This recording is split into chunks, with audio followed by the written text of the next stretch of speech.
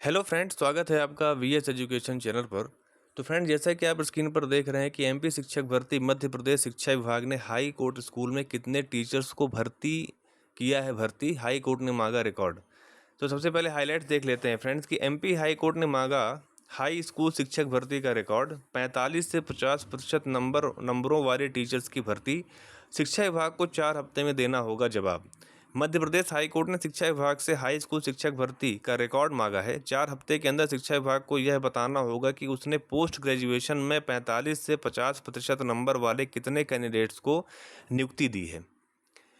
शिक्षक भर्ती में बड़ी गड़बड़ी। हाई कोर्ट में दायर याचिका में कहा गया है कि स्कूल शिक्षा विभाग एवं ट्राइबल वेलफेयर विभाग ने हाई स्कूल टीचर्स के हजारों पद पर ऐसे कैंडिडेट्स को नियुक्ति दी है जिन्होंने पोस्ट ग्रेजुएशन में संबंधित विषयों में 55% नंबर भी हासिल नहीं किए हैं। याचिका दायर करने वाले कैंडिडेट्स ने कहा है कि शिक्षक भर्ती नियम 2018 की संवैधानिकता को चुनौती दी गई है। मध्य प्रदेश शासन का नियम एनसीटी के नियमों से मेल नहीं खाता है।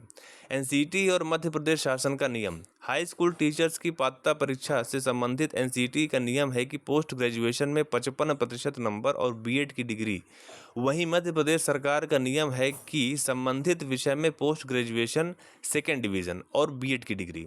इन कैंडिडेट्स को नहीं दी गई नियुक्ति। याचिका में बताया गया है कि स्कूल शिक्षा विभाग ने पोस्ट ग्रेजुएशन में 45.3%, 46.1% से लेकर के 50% वाले कैंडिडेट्स को नियुक्तियां दी गई हैं क्योंकि उनकी मार्कशीट में सेकेंड डिवीज़न लिखा है। वहीं ऐसे कैंडिडेट्स जिनके नंबर 45 से 50% हैं लेकिन उनकी मार्कशीट में थर्ड डिवीज़न लिखा है, इसलिए उन्हें नियुक्ति नहीं दी गई है। यूनिवर्सिटी से पड़ा फर्क। कैंडिडेट्स के सेकंड और थर्ड डिवीज़न का फ़र्क प्रदेश की अलग अलग यूनिवर्सिटी से पड़ा है। कई यूनिवर्सिटी 45 से 50% वालों को थर्ड डिवीज़न मानती है, वहीं कई यूनिवर्सिटी 45 से 50% वालों को सेकंड डिवीज़न मानती है। भोज मुक्त यूनिवर्सिटी 35 से 44% वालों को थर्ड डिवीज़न मानती है, वहीं 45 से 50% वालों को सेकंड डिवीज़न मानती है। हाई कोर्ट ने दिया आदेश। शिक्षक भर्ती को लेकर कैंडिडेट्स की याचिका में उठाए गए मुद्दों को कार्यवाहक मुख्य न्यायमूर्ति और न्यायमूर्ति विनय सराफ की बेंच ने गंभीरता से लिया। हाई कोर्ट ने आदेश जारी करके स्कूल शिक्षा और ट्राइबल विभाग को निर्देश दिए हैं कि हाई स्कूल शिक्षक भर्ती का रिकॉर्ड हाई कोर्ट में दाखिल करें। स्कूल शिक्षा एवं ट्राइबल विभाग ये बताएं कि 45 से 50% वाले ऐसे कितने कैंडिडेट्स हैं जिन्हें नियुक्तियां दी गई हैं। मध्य प्रदेश हाई कोर्ट में इस मामले में अगली सुनवाई 20 अगस्त को होगी। तो फ्रेंड्स, यहाँ पर सबसे बड़ी बात यह है कि ये बात सही है कि कई यूनिवर्सिटीज़ में जो मतलब सिस्टम होता है फर्स्ट सेकंड थर्ड डिवीज़न का, वो उनके हिसाब से होता है और ये उनकी डिस्क्रिप्शन है, उनकी वो विवेकाधीन शक्ति है। उसमें कोई ये नहीं कह सकता है कि इस यूनिवर्सिटी में इतना है तो उसी हिसाब से यहाँ पर भी इतने % को ही सेकंड या थर्ड मानना चाहिए। तो लेकिन एक चीज़ ज़रूर है कि यहाँ पर जो एनसीटी होती है, national council for teacher education, वो इस चीज़ पे मतलब एक आप कह सकते हैं कि मतलब समय समय पर गाइडलाइन देती रहती है, जैसे कि टीचर्स की क्या क्वालिफ़िकेशन होनी चाहिए, उनके क्या परसेंटेज होने चाहिए, टीजीटी, पीजीटी, पीआरटी, इनके लिए क्या क्या मतलब कितना परसेंटेज चाहिए, क्या क्वालिफ़िकेशन चाहिए, और जो क्वालिफ़िकेशन सपोज़ जैसे बीएड है या डीएड है तो उसका क्या पाठ्यक्रम होना चाहिए। उन सब के बारे में समय समय पर वो गज़ेट नोटिफिकेशन या आप कह सकते हैं कि गज़ेट हो या फिर नॉर्मल रूल्स रेगुलेशन को संशोधन करके ये चीज़ें वहाँ पर वो अपडेट करती रहती है। लेकिन बात ये है कि जो यहाँ पर शिक्षा है वो यहाँ पर थोड़ा सा क्या है कि इसमें राज्यों के पास भी शक्तियाँ होती हैं कि वो भी अपने हिसाब से कानून बना सकते हैं, लेकिन अगर उस पे एनसीटी इन्हें कानून दे, क्योंकि शिक्षा जो है एजुकेशन वो कंकरेंट लिस्ट का सब्जेक्ट है, मतलब उसमें स्टेट भी अपने रूल्स बना सकता है और सेंट्रल भी अपने रूल्स बना सकता है। लेकिन अगर सेम मुद्दे पर या कह सकते हैं कि सेम टॉपिक पे सेम पॉइंट पे अगर स्टेट ने भी रूल बनाया है और सेंट्रल ने भी रूल बनाया है तो वहाँ पर सेंट्रल का जो रूल है वो ज़्यादा डोमिनेट करेगा और उसी की वजह से स्टेट के रूल को आप वहाँ पर नहीं भी कर सकते हैं।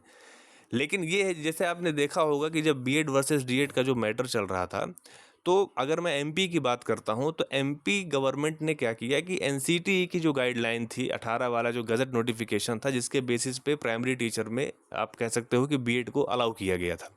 तो उस गैजेट नोटिफिकेशन, क्योंकि वो सेंट्रल लॉ था, सेंट्रल का कानून था, इसलिए स्टेट को उस रूल को फॉलो करना पड़ा। और उसने उसी रूल को फॉलो करके 18 में जब एनसीटी की गाइडलाइन आ गई थी, गैजेट आ गया था, उसके जस्ट बाद उन्होंने अपने भर्ती नियम बनाए और प्राथमिक शिक्षक में उन्होंने बीएड को अलाउ किया। अब बाद में जब वो राजस्थान हाई कोर्ट में चैलेंज होके वो गैजेट नोटिफिकेशन खारिज हो गया, तो चूंकि सेंट्रल लॉ होता है, अगर किसी भी हाई कोर्ट से, क्योंकि हाई कोर्ट एक कॉन्स्टिट्यूशनल बॉडी होती है और उसके जो लॉज होते हैं वो ऑल ओवर इंडिया क्या होते हैं, वैलिड होते हैं। तो उन्होंने जब हाई कोर्ट राजस्थान से खारिज हुआ तो वहाँ के बच्चों ने ये डिमांड की कि अब इसको एमपी में भी लागू करो, क्योंकि माननीय हाई कोर्ट से खारिज हुआ है तो हर जगह लागू होना चाहिए। लेकिन फिर यहाँ पर ये बात फंस गई कि चूंकि हमने जब ये रूल बनाया था उस समय ये रूल वैलिड था, उस समय कोई इस पे चैलेंज नहीं था और हमने कहीं पे किसी भी केस में हम पार्टी भी नहीं थे, इस वजह से हम इस रूल को, उसी रूल को फॉलो करेंगे जो एनसीटी ने दिया है। और जब एनसीटी खुद लिख के बोल दे कि हाँ आज से बीएड जो है वो प्राइमरी में अलाउ नहीं होगा, तो हम बीएड को हटा देंगे प्राइमरी से। फिर वो बाकी तमाम चीज़ें, सुप्रीम कोर्ट में केसेस चले, फिर आपके एमपी हाई कोर्ट में केसेस चले, वो सब डेवलपमेंट है, वो मेरे वीडियोज़ में दिए हुए हैं, आप वहाँ जाकर देख सकते हैं। लेकिन यहाँ पर सबसे बड़ा प्रश्न ये है कि इस मामले में अब चूंकि देखिए हाई कोर्ट में है, तमाम क्या दलीलें दी जाएंगी, दोनों गवर्नमेंट भी अपनी दलील देगी, जो बच्चे हैं, जो कैंडिडेट्स वहाँ ने केस किए हैं, उनके द्वारा भी दलीलें दी जाएंगी। तो इसमें अभी कुछ नहीं कहा जा सकता कि इसमें क्या अपडेट होगी, लेकिन अब ये देखने की बात होगी। हालांकि अगर वो यूनिवर्सिटी स्पेसिफिक होता है, यूनिवर्सिटी किसी को थर्ड सेकंड मानती है, तो वो थोड़ा उसकी डिस्कशन होती है। लेकिन यहाँ पर एक पॉइंट ये भी खड़ा हो जाता है कि क्योंकि जब एनसीटी ने 55% और पोस्ट ग्रेजुएशन 55% और आप कह सकते हो कि बीएड को उसने आप कह सकते हो कि एक स्टैंडर्ड बना के रखा है कि ये आपका मापदंड है, तो फिर उस हिसाब से अगर देखा जाए तो फिर उसमें अभी कुछ कहना उचित नहीं होगा, क्योंकि वो समय बताएगी उसमें क्या चीज़ें होंगी। तो आगे देखिए इसमें क्या अपडेट आती है, उसके बाद ही हम लोग इस पर बात कर पाएंगे।